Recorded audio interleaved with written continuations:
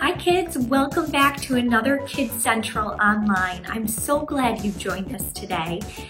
And we are starting our week countdown till we will be back at North Central on June 21st. Remember, we're not going to have our Kids Central right away. It'll be a couple weeks before we start meeting in our Kids Central space again, but I'm looking forward to that. So let's get into our memory verse for June. Last week I took some words out and to test you and see if you guys could fill in those blanks. Let's see how you do again this week. I'll only say a few of the words. You guys try to fill in those words and then we'll say it together. All right, here goes. I am the, and the, anyone, in me, will, even after. John 11:25. All right, guys, let's see how you did. I am the resurrection and the life. Anyone who believes in me will live even after dying. John 11:25. Great job. All right, we're gonna get right into our story. Remember last week, we finished our story where Noah and his family were in the ark, and how that ark today for us reminds us about Jesus, how he is our rescuer. So today we're gonna finish the rest of the story. All right, once again, I'm reading to you guys out of our Gospel Story Bible. Today's story is called The Rainbow of God's Promise. As the waters from the flood got lower, the ark came to rest on top of a mountain called Mount Ararat. Do you guys remember how long they were in the ark for? That's right, 40 days and 40 nights. When the ark had been there for many days, Noah opened a window and sent out a raven. He knew that if the raven found dry land, it would not come back. But for many days it flew back and forth above the ark. Finally, one day it left and didn't return. Then Noah sent out another bird. Do you guys know what kind of bird that is? A dove. But the dove couldn't find a branch to rest on, so it returned to the ark. Noah put out his hand for the tired bird to land on and brought it back inside. After 7 days, Noah sent out the dove again. This time, the dove returned with a green olive leaf. When Noah saw the fresh green leaf, he knew that the earth was drying out and coming alive again. He waited another 7 days and sent out the dove a third time. This time, the dove did not return. It had found a dry place to live. When Noah looked outside the ark, he could see that the water was almost gone.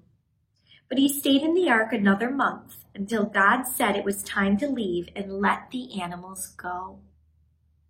Noah and his family opened the cages and the pens and let out the birds and animals so they could live on earth and have babies again. When all the animals were gone, Noah, his wife, their 3 sons, and their wives left the ark too. It must have been wonderful to go out into the fresh air. God blessed Noah and his sons and said to them, "Be fruitful and multiply and fill the earth." God was telling them to have lots of babies and to fill the earth with humans. God told Noah that animals could be used for food, but he warned him not to kill people. Remember, just like Cain had done. Then God made a special promise to Noah, his sons, and all who would come after them. That's us. God called the promise a covenant. God said he would never again send a flood to destroy the whole earth. God put a rainbow in the sky as a sign of his promise.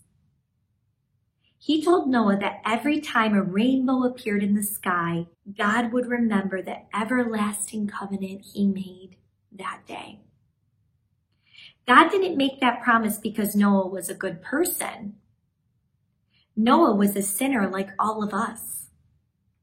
God made that promise because he is a loving God who gives us things we don't deserve. That is called his grace. Today, when we see a rainbow in the sky, it should remind us of God's promise to Noah and the amazing love he showers on us by his grace. Did you know that when God saved Noah in the ark, it was part of his plan to save us? That is true because one day Jesus, our Savior, our rescuer, would be born as a far-off grandchild of Noah's family. There was only one way to be saved from the waters of the flood. You had to go through the door of the ark.